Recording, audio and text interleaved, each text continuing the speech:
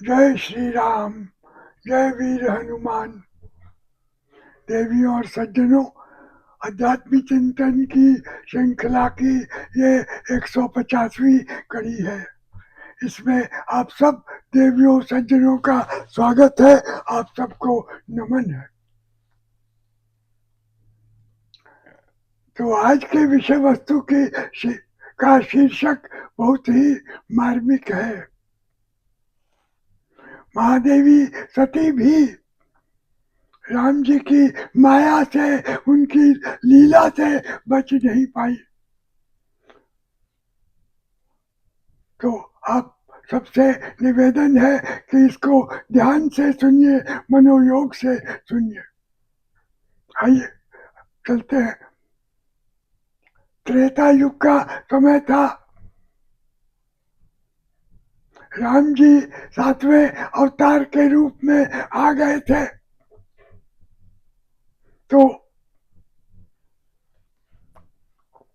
दंडक वन में वो विचरण कर रहे थे।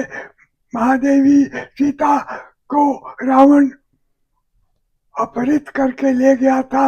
उन्हीं की खोज में जा रहे थे। इधर भगवान शिव भी सती के साथ दंडक वन में ही विचरण कर रहे थे। जब उन्हें आभास हुआ कि राम जी जो उनके इष्ट देव हैं वो भी यही है, तो उनको नमस्कार करने का लोभ वो संवरण नहीं कर सके। तो उनके पास जाकर उन्होंने राम जी को नमस्कार किया और जय सच्चिदानंद कहा।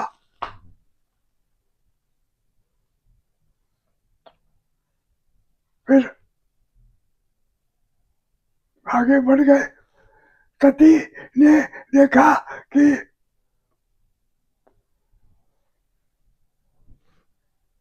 मेरे पतिदेव जो स्वयं सर्वज्ञ है वो एक राजकुमार को नमस्कार कर रहे हैं। तो उनके मन में सहज रूप से संदेह होने लगा कि इस रहस्य का मुझे पता नहीं है। तो 2-3 चौपाइयां बालकांड में जो आई है उनको सुने। जय सच्चिदानंद जग पावन, जय सच्चिदानंद जग पावन। अत कही चले मनोज नसावन, चले जात शिव सती समेता। पुनि पुनि पुलकित कृपा निकेता।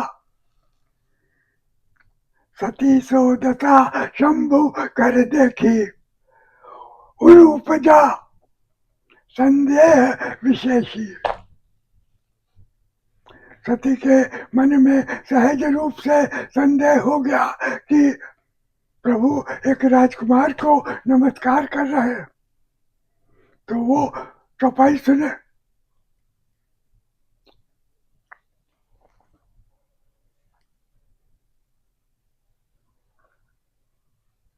तिन निपसुत ही किन परिणामा, कही सच्चिदानंद पर धामा। शंभु गिरा पुनि मृषा न होई,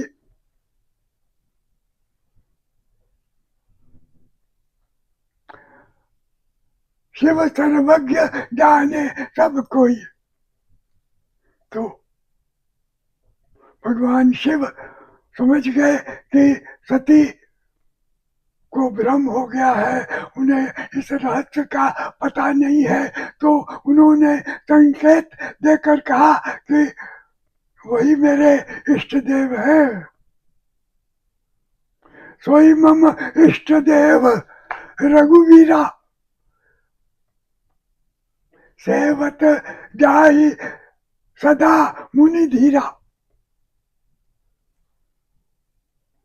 यही सुमिरत मिटत अज्ञाना, सोई सर्वज्ञ राम भगवाना।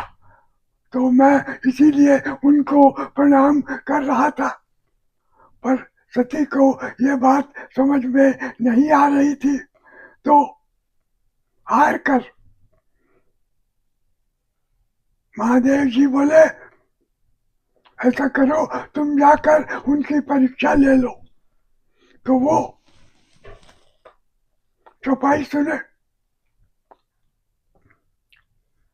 जो तुम्हारे मन अति संदेहु, तो किन जाई परीक्षा ले। तो सती अनमने भाव से पति की आज्ञा पाकर उसी मार्ग में जाकर बैठ गई और उन्होंने सीता मैया का रूप धारण कर लिया। तो राम और लक्ष्मण दोनों उधर से जा रहे थे। पहले लक्ष्मण ने उनको देखा तो वो तो पहचान गए, बहुत आश्चर्यचकित हो गए कि क्या है भाई, ये तो विचित्र बात है। तब तक राम जी भी सती के सामने पहुंच गए और उन्होंने अपना परिचय दिया और सती को नमस्कार किया और फिर कहा कि आप अकेली कहाँ मन में विचरण कर रही है और भगवान शिव कहाँ है। तो सती अत्यंत लज्जित हो गई, कुछ कह भी नहीं पाई। और उसी समय प्रभु ने अपनी लीला दिखाई। बाएं तरफ देखते हैं, दाहिनी तरफ देखती है तो राम लक्ष्मण सीता जा रहे हैं, और सामने देखती है तो राम जी और लक्ष्मण भैया जा रहे हैं। थोड़ी देर के बाद वो वहां से उठी, धीरे धीरे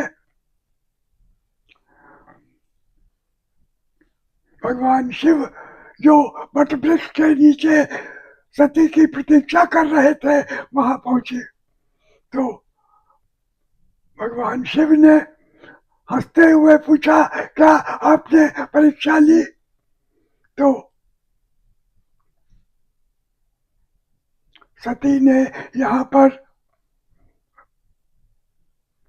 कोई सही बात नहीं बताई। उन्होंने कहा, प्रभु जैसे आपने उनको नमस्कार किया था उसी तरह मैंने भी उनको नमस्कार किया, और तो कुछ नहीं। तो भगवान शिव तो अंतर्यामी है, सब समझ गए। तो तुलसीदास जी कहते हैं, वही है वही जो राम रचि राखा, को करी तर्क बढ़ा वही शाखा। जो होने वाला है वो राम जी का जैसा विचार है वैसा हो करके रहेगा, कोई तर्क वितर्क करने से लाभ नहीं है। और फिर उन्होंने मन में एक दृढ़ संकल्प किया कि इस शरीर से अब सती से मेरी भेंट नहीं हो सकती, क्योंकि इन्होंने मेरी आराध्या सीता जी का रूप धारण किया। तो वो चौपाई सुने,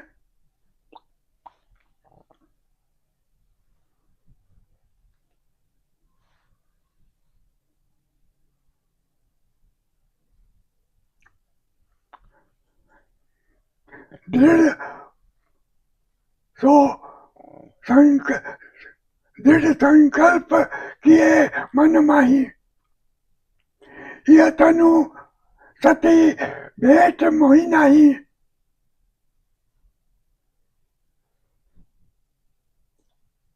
शिव संकल्प किए जग माही। सो ये दृढ़ संकल्प उनका जो था चारों दिशाओं में गूंजने लग गया और आकाशवाणी हुई, प्रभु महादेव आप ही ऐसी संकल्प की बात सोच सकते हैं, आपकी जय हो, बारंबार जय हो। परंतु सती के तो बात समझ में आई नहीं। उन्होंने बार बार प्रभु से पूछा कि आपने कौन सा शिव संकल्प किया है, हमें बताइए। भगवान शिव कुछ नहीं बोले। सती को संदेह हो गया कि शायद प्रभु ने मेरा परित्याग कर दिया। आगे आगे शिव चले, कैलाश पर्वत पर निवास स्थान पर पहुंचे। पीछे पीछे सती भी आ रही थी। वहां पर पद्मासन में भगवान शिव बैठ गए। बहुत समय के बाद उन्होंने अपनी समाधि पूरी की और समाधि पूरी करने के बाद उन्होंने जब सती को देखा तो उनको बैठने के लिए सामने आसन दिया। सती के मन में रही सही जो शंका थी वो भी दूर हो गई। उन्होंने समझ लिया कि प्रभु ने मेरा परित्याग कर दिया। एक पतिव्रता नारी के लिए इससे बड़ा दुख और क्या हो सकता है। उनका सारा शरीर प्रायश्चित से, पश्चाताप से जलने लगा। किस प्रकार मैंने इतनी गलत बात की, ये पूरी तरह अक्षम्य है। तो मन में सोच रही थी कोई अवसर मिले और मैं अपनी देह को त्याग कर दूं। पति की त्याग करने के बाद जीने का कोई अर्थ नहीं है। और फिर यहाँ पर मैं अब विराम करूंगा क्योंकि इसके बाद का हिस्सा इसी तरह कुछ लंबा होगा। जो किस प्रकार उन्होंने अपना अंत किया वो भी बहुत दुखद है। परंतु ये कथा है, ये सत्य है, ऐसा हुआ है तो इसको कहना आवश्यक है। इसलिए आप सबसे अब निवेदन है कि आप मेरे इस कथानक को बार बार सुने और आपकी जय हो, बारंबार जय हो। बस